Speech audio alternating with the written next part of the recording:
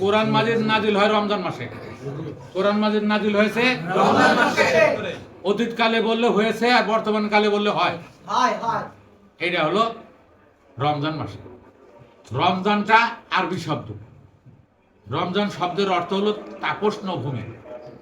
তাপস্ন ভূমি, তাপ এবং উষ্ণ, তাপস্ন, তাপস্ন ভূমি, উত্তপ্ত ভূমি। তাহলে এটা নারীদের গোপনাঙ্গ। হ্যাঁ, রমজান মাস বলতে গেলে আমরা বুঝি যে আমাদের মোল্লা পাড়ার যে রমজান, সেটা সকাল থেকে সন্ধ্যা পর্যন্ত পানাহার এবং স্ত্রী সহবাস থেকে বিরত থাকা। কিন্তু পবিত্র কোরআন মাজিদে যে সিয়াম এসছে, সেই সিয়ামটার অর্থ বিরত থাকা। সিয়াম অর্থ কি? সাওম হলো 1 বছর বিরত, আর সিয়াম হলো বিরত সমূহ। বহু বছর হলো সিয়াম, 1 বছর হলো সাওম, 1 বছরে সাওম, বহু বছরে সিয়াম। মানুষের নাম কিন্তু সিয়াম আছে। সিয়াম শব্দের অর্থ হলো বিরত থাকা। পবিত্র কোরআন মাজিদ কি বলছে? কুতিবা আলাইকুমুস সিয়াম কামা কুতিবা আলাল্লাযিনা মিন ক্বাবলিকুম লাআল্লাকুম তাত্তাকুন। বিরত তোমাদের ওপর আবশ্যক করা হয়েছে, যেমন তোমাদের পূর্ববর্তী গণের উপরে আবশ্যক ছিল, যাতে তোমরা প্রতিরোধকারী হতে পারো। লাআল্লাকুম তাত্তাকুন, যাতে তোমরা প্রতিরোধ করতে পারো। আর মুত্তাকি হলো প্রতিরোধকারী হবে, আর তাত্তাকুন হলো প্রতিরোধ করা হবে। তাহলে এমন কি জিনিস যা আছে ব্রহ্মাণ্ডে, তা আছে মানব ভাণ্ডে। আবার যাও, ওয়াফিল আরদি আয়াতুল লিল মুকিনিনা ওয়া ফি আনফুসিকুম আফালা তুবসিরুন। কোরআন মাজিদ বলছে যে তোমাদের উপরে বিরত আবশ্যক করা হয়েছে, যেমন তোমাদের পূর্ববর্তী গণের উপরও ছিল। তাহলে আমাদের উপরে কি বিরতি বা বিরত করা হয়েছে, আবশ্যক করা হয়েছে? সকাল থেকে সন্ধ্যা, শরীয়তে বলছে যে সকাল থেকে সন্ধ্যা পর্যন্ত, হ্যাঁ, শুভ সাদিক থেকে একবারে সূর্যাস্ত পর্যন্ত পানাহার আর স্ত্রী সহবাস থেকে বিরত থাকে। এইটা ওরা বলছে। আসলে হাকিকতটা কি? হাকিকত হলো 3 ধরনের বিরতি আছে। কমন মানুষের জন্য নারীদের রজকালে স্ত্রী সহবাস থেকে বিরত থাকা, এটা কমন। এটা আমার পূর্ববর্তী তালই দাদা বাবা এদের উপরে ছিল, আমার উপর আছে। বুঝছে তো? কমন সবার রজকালে স্ত্রী মৈথুন থেকে দূরে থাকে, এটা সবার জন্য। তারপরে সেকেন্ড পর্যায়টা, দ্বিতীয় পর্যায়টা, দ্বিতীয় ধাপটা, প্রথম ধাপ গেল। দ্বিতীয় ধাপ হলো যারা সাধক শ্রেণী, তারা যাতে একটা পবিত্রতা যখন আরম্ভ হলো, রজকাল চলে গেল, নারীদের পবিত্র কাল এলো, শুরু থেকে শেষ পর্যন্ত, অর্থাৎ পরবর্তী রজ আগমন করার পূর্ব পর্যন্ত স্ত্রীদের জননাঙ্গে জনিনালীতে কখনো বীর্যপাত না করে। তাহলে ওর 27 দিন বিরত থাকা হলো। আর যারা মহান সাধক, মহান তাপস, তারা যাতে কোনো দিন সন্তান রূপে জন্ম নেওয়ার ইচ্ছা ব্যতীত কোনো দিন কখনো জননালীতে, জনিনালীতে, জনিপথে বীর্যপাত না করে। সন্তান রূপে জন্ম নেওয়ার ইচ্ছা কারো ভিতরে জাগরিত হয়, একদিন একবার যাতে করে, আর বাকি কোনো দিন না করে। এটা মহান সাধক, মহান তাপসদের জন্য। এটা হলো তৃতীয় স্তর। মনে থাকবে, এইটা হলো বিরত। এখন কোন লোক যদি তার বিরতিটা পালন না করে, প্রচলিত ভাষায় রোজা পালন না করে, 27 দিন পর্যন্ত এই জায়গাটাকে, বিশেষ জায়গাটাকে পবিত্র না রাখে, তাহলে পরের মাসে কোরআন আসবে না। যদি কোনো ক্রমে শুক্রাণু ভিতরে যায়, বীর্যপাত করে, শুক্রাণু ভিতরে যায়, তাহলে ওই 3 জন আর আসবে না, কোরআন নাজিল আর হবে না। এই ব্যাপারে আমাদের ওই ময়মনসিংহের নেত্রকোনার কবি জালাল, উনি বলছেন যে চোর গেল ভাই চুরি করতে, গৃহস্থ পড়লো ধরা, বিচার দিল হাইকোর্টেতে, হাকিম 3 জন মরারে। দেখছেন? অর্থাৎ এখানে কামরূপুর তাড়নায় গেছে কামদেশে, যখনই শুক্রপাত হয়েছে ঠাকুর তো মাথা নিচের দিকে ঠিকই ঘুরাইছে, আর শুক্র রূপে গর্ভের ভিতরে সে আটকা পড়ে গেছে, আর চোর ছিল কামরূপে আর নাই। লালন সাজি আবার লেখছে, চোরারা সব খালাস পাইল গো, গুরু আমায় দিল জেলখানা, জনম দুঃখী কপাল পোড়া গুরু আমি একজনা। কামরূপু শুক্রপাতের পরে আর থাকে না। এখন মালিক যে সে গর্ভের ভিতরে সন্তান রূপে আটকা পড়ে। যদি ভিতরে সন্তান রূপে কেউ আটকা পড়ে 10 মাস ওই 3 হাকিম আসে না। রজ সুধার মধু এই 3 জন 10 মাস আর আসে না। তার মানে কোরআন নাজিল হয় না। তাহলে কোরআনটা নাজিল হয় কখন? রমজান মাসে। কেউ যদি 27 দিন পর্যন্ত তার বিরতি পরিপূর্ণ করতে পারে, পরের মাসে মানে ওই মাসের শেষে আবার কোরআন নাজিল, আবার রজ সুধা মধু আসে। তাহলে কোরআন নাজিল হয় রমজান মাসে। মিলছে? মিলছে? ভালো করে বুঝছো? রমজান মাস ছাড়া কোরআন নাজিল হবে না। এইবার এটা হলো শবে কদরের রাত্রে। কিভাবে? কোরআন তো সেই আজলে, রোজে আজলে, সেই তো লাউহে মাহফুজেই থাকে। তাহলে চতুর্থ আসমানে কবে? এই শবে কদরে নাজিল হয়। আবার বলা হয়েছে যে কোরআন মাজিদটা এই পৃথিবীতে থাকে না, এটা আছে লাউহে মাহফুজে। এইটা কোরআন মাজিদের আয়াত আছে, বাল হুয়া কুরআনুম মাজিদুন ফি লাউহি মাহফুজ। আর এই পবিত্র কোরআনটা সুরক্ষিত ফলকের মধ্যে সংরক্ষণ করা আছে। তাহলে সেখানে কিভাবে? এই কোরআন মাজিদ বলতে গেলে রজ সুধা মধু, মনে থাকবে? এইটা জরায়ু হলো সেই লাউহে মাহফুজ। কি লাউহে মাহফুজ? কোনটা? সবাই কও। জরায়ুটা হলো লাউহে মাহফুজ, সুরক্ষিত ফলক। এইখানে থাকে রজ সুধা মধু। কেউ কাটতে পারবে না, ভাঙতে পারবে না, ছিঁড়তে পারবে না, নষ্ট করতে পারবে না, ডুপ্লিকেট করতে পারবে না, আয়াত পারা পরিবর্তন করতে পারবে না, তাই না? কারণ ওইখানে কারো কারিগরি চলে না। এটা হলো পৃথিবীর শেষ সীমানা। এটা হলো কি? সিদরাতুল মুনতাহা। এই সিদরাতুল মুনতাহা, জরায়ুটা হলো সিদরাতুল মুনতাহা।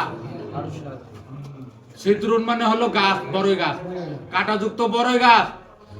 আর মুনতাহা হলো প্রান্ত সীমা, যার ওপারে আর কেউ যেতে পারে না। এটা হলো সিদরাতুল মুনতাহা, শেষ প্রান্তের বড়ই গাছ, শেষ প্রান্তের বড়ই গাছ, কাঁটাযুক্ত গাছ। কারণ পদ্মেরও কাঁটা থাকে, বড়রও কাঁটা থাকে, খেতে খুব স্বাদ, আবার তুলতে গেলে কামড় খাওয়া লাগে কাঁটা। তো ওই পারে যে সুধা মধু আছে, এটা তুলতে গেলে কামড় খাওয়া লাগে। বলি মাতুর চরণ ধরি চুরি আর করবো না, মার খাওয়া লাগে। ওই অমৃত সুধার অমৃত মধু আনতে গেলে মায়ের খাওয়া লাগবে। আর মায়ের আসার কপালে। এই জন্য বলছে আমরা মূল জায়গায় থাকি। তাহলে এইখানে সুরক্ষিত থাকে কোরআনটা। কোরআনটা হলো সেই ত্রিশৃঙ্গ, রজ সুধা মধু, সত্য রজতম। এই 3টা জিনিস ওই পবিত্র জায়গায় লাউহে মাহফুজে। লাউহে মাহফুজটা হলো দিগন্তের শেষ সীমা, আর জরায়ুটা হলো মানুষের অতিক্রম করার সকল সীমানার বাইরের সীমানা। গাড়ি দিয়া তুমি বাংলাদেশ ছেড়ে আরেক দেশে যেতে পারবে, বিমান দিয়ে তুমি আরেক দেশে যেতে পারবে। তুমি বাইরের যে তোমার অঙ্গ প্রত্যঙ্গ আছে, আয়না দিয়া সেলুনে গিয়ে ভালো করে অবজারভেশন করতে পারবে। আবার যদি বলো যে ডাক্তাররা যদি পরীক্ষা নিরীক্ষা করার জন্য পায়ুপথে লাইট দিয়া, জনিপথে লাইট দিয়া দেখতে পারে ভিতরে টিউমার বা ভিতরে কিছু আছে কিনা, পরীক্ষা নিরীক্ষা করতে পারে। এটা জরায়ু মুখের এই পা। তোমার যত পরীক্ষা নিরীক্ষা, যাচাই বাছাই, দেখাশোনা, জরায়ু মুখের এই পা। জরায়ু মুখের ভিতরে তোমার কোনো বাহাদুরি, তোমার কোনো কর্মকাণ্ড চলিবে না, কেউ জানে না। এই জন্য এটা প্রান্ত সীমা, দিগন্তের শেষ সীমা, পৃথিবীর শেষ সীমা, একেবারে মানুষের জানার সর্বশেষ সীমা হলো জরায়ু মুখ পর্যন্ত। মনে থাকবে? এটার নাম বাইতুল মামুর। এইটার নামই বাইতুল মামুর। এখানে 70,000 মালাকা ইবাদত করে। বাইতুল মামুর এটা মালাকাদের মসজিদ। এই মসজিদের এমন গুণাগুণ বা এমন কারিশমা, সবাই ওইখানে কি এই সেজদা দিতে চায় বা এই জায়গায় সালাত আদায় করতে চায়। 70,000 ফেরেশতা, 70,000 মালাকা এক কাতারে বা এক জামাতে একবার সালাত আদায় করে বের হয়ে যায়। যারা একবার বের হয়ে যায় তারা আর ঢোকার সুযোগ পায় না, পারমিশন নাই। এটা কারা? এটা হলো আমাদের এই যে 70টা পালপিটেশন। হবে হাত ধরো, 70টা হার্টবিট বা পালস বা পালপিটেশন, এইটা আমার ভিতরে আছে। বাইতুল মামুরের এই 70,000 ফেরেশতা, আমি মায়ের গর্ভের ভিতরে ছিলাম, এটাই বাইতুল মামুর, এইটাই সিদরাতুল মুনতাহা, এইটাই হলো লাউহে মাহফুজ। এর ভিতরে আমি ছিলাম। যখন 10 মাস এই জায়গায় ছিলাম, সালাদকে আমি যা করছি, এরপরে যে বাইর হয়েছি আর ঢোকার আবার আরেকজন অপেক্ষা করতেছে, আবার আরেক জামাতে আবার 70,000 ঢুকবে। মন থাকবে? তাহলে আমরা এটাও পেলাম যে এই কোরআন মাজিদ 23 বছরে নাজিল হয়েছে। কোরআন মাজিদ ওই সবে কদরে রমজান মাসে নাজিল হয়েছে। আবার কোরআন মাজিদ ইয়াতে আছে, ওই লাউহে মাহফুজে সুরক্ষিত আছে। এগুলো কিন্তু আমরা মোটামুটি বাস্তব দর্শনে বা জীবন দর্শনে পেয়েছি। এইবার এই যে বইটা, এই বইটা যে কোরআন মাজিদ না, এই বইটা যে কোরআন মাজিদ না, এটার একটা প্রমাণ কোরআন মাজিদের প্রথম সূরার 2য় আয়াতে আছে। প্রথম সূরা হলো সূরা বাকারা, সূরা ফাতিহা হলো বন্দনা, সূরা ফাতিহা হলো ভূমিকা। প্রথম সূরা হলো বাকারা। প্রথম সূরা কি? বাকারা। এই বাকারার প্রথম আয়াতটা হলো আলিফ লাম মিম হরফে মুকাত্তাত, আমরা এটা নিলাম না। প্রথম আয়াতটা হলো এটা, হাতে কিন্তু দেখো, যালিকাল কিতাবু লা রাইবা ফিহি, ওই যে বইটা সন্দেহ মুক্ত, এটা না। কেন আরবিতে হাজা মানে এই, যদি এই বইটা হইতো হাজাল কিতাবু হইতো এই বইটা, আর ওই বইটা যালিকাল কিতাবু লা রাইবা ফিহি, ওই বইটা সন্দেহ মুক্ত। ওই বইটা যেটা লাউহে মাহফুজে আছে, ওই বইটা যেটা দীর্ঘ 23 বছরে অবতীর্ণ হয়েছে, ওই বইটা যেটা রমজান মাসে অবতীর্ণ হয়েছে, ওই বইটা সন্দেহ মুক্ত। ওইটার আয়াত, রুকু, পারা, সেজদা, তশকিল, এটার কি জের জবর পেশ, এইগুলা কেউ পরিবর্তন করতে পারে না, মানুষের কোনো হাত নাই। ওইটা হলো অনন্ত, ওইটা একমাত্র প্রভুর হাতে আছে। আর তোমার এই বইটা এডিটিং এ ভুল থাকতে পারে, মেকআপে ভুল থাকতে পারে, পাড়ায় ভুল থাকতে পারে, সাক্কেলে ভুল থাকতে পারে। বাংলাদেশি যেটা এই কোরআন মাজিদে আয়াত সূরা সংখ্যা হলো 114। আবার সিয়াদের যে কোরআন মাজিদ আছে এইটার সূরা সংখ্যা হলো 115। পরিবর্তন হলো?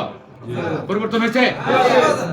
কয়েকদিন আগে আমির হামজা এই চোট্টা, আমির হামজা এই মূর্খ গবেট, ওই বলছে যে কোরআন মাজিদে আমি 43টা ভুল দেখছি। আমির হামজা 53টা ভুল পেয়েছে। আমির হামজা আমির হামজারে তো কোনো তৌহিদি জনতা কিছু করলো না।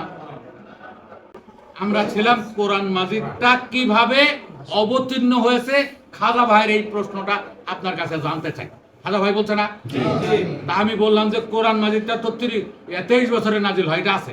কোরআন মাজিদ রমজান মাসে নাজিল হয়, এটা আছে।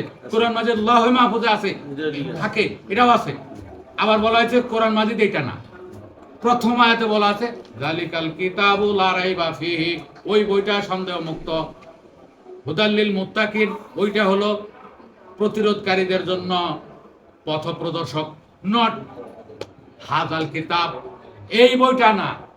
আর এই মোল্লা মুন্সিরা এই 1500 বছর ধরে সবাইকে এই বইটাই প্রমাণ করার চেষ্টা করতেছে। হলো? হয়েছে? এই জন্যে এই শালারে ওয়াজে মানুষের কোনো উপকারে আসে না। কোন দম্পতির, কোন পরিবারের, কোন সমাজের, কোন রাষ্ট্রের উপকারে আসে না। এই মসজিদ ভিত্তিক আলোচনা, 3.5 লক্ষ মসজিদ এখন আলোচনা চলছে, মসজিদ ভিত্তিক আলোচনা, ওয়াজের প্যান্ডেলের আলোচনা, কোন আলোচনায় কারো জীবনে কোনো ইফেক্ট করে না। আর আপনি যদি সেই জীবন্ত কোরআনকে দেখতে চান, পেতে চান, তার শিক্ষায় শিক্ষিত হতে চান, তাহলে আপনি উপকৃত হবেন। এছাড়া আপনি উপকৃত হতে পারবেন না। এরপরেও আরেকটা আমি যুক্তি দিয়ে শেষ করি, সেটা হলো কোরআন মাজিদ এই কাগজের এই বইটা যারা এডিশন করেছেন, সংকলন করেছেন, এর রুকু পারা সেজদা আয়াত বিভক্ত করেছেন, তারা কত বড় জ্ঞানী ছিলেন, কত বড় পণ্ডিত ছিলেন। দেখেন প্রথম সূরাটার নাম কি? গরু, বাকারা। প্রথম সূরার নাম কি? বাকারা অর্থ হলো গরু। শেষ সূরাটার নাম কি? নাস। নাস মানে কি? তাহলে প্রথমে গরু দিয়ে শুরু করে শেষে মানুষ দিয়ে শেষ করা হয়েছে। এর মানে এই কাগজের বইটা পশুদের জন্য। পশুরা, গরুরা, ছাগলরা, অমানুষরা, জানোয়ার, জন্তুরা এই কাগজের বইটা পড়বে। কাগজের বইটা পড়ার পরে এই পবিত্র বইটার ভিতরে যা লেখা আছে এখান থেকে জ্ঞান অর্জন করে সে মানুষ হয়ে বের হবে। ছিল গরু, হবে মানুষ। কি ছিল? গরু, হবে মানুষ। এটা বোঝায় না প্রথমটা গরু, প্রথম সূরাটা গরু, শেষ সূরাটা হলো মানুষ। তাহলে দর্শনটা কি? গরুরা এই বই পড়বে, পশুরা এই বই পড়বে, আত্মশুদ্ধি করবে, করার পরে মানুষ হয়ে বের হবে। একবার যদি কেউ মানুষ হয়ে বের হয়, এই কাগজের বইয়ে যে তথ্য লেখা আছে এই তথ্যটা যখন তার মানব জীবনের ভিতরে পাবে, তখন এই কাগজের বইটা তার আর দরকার হবে না।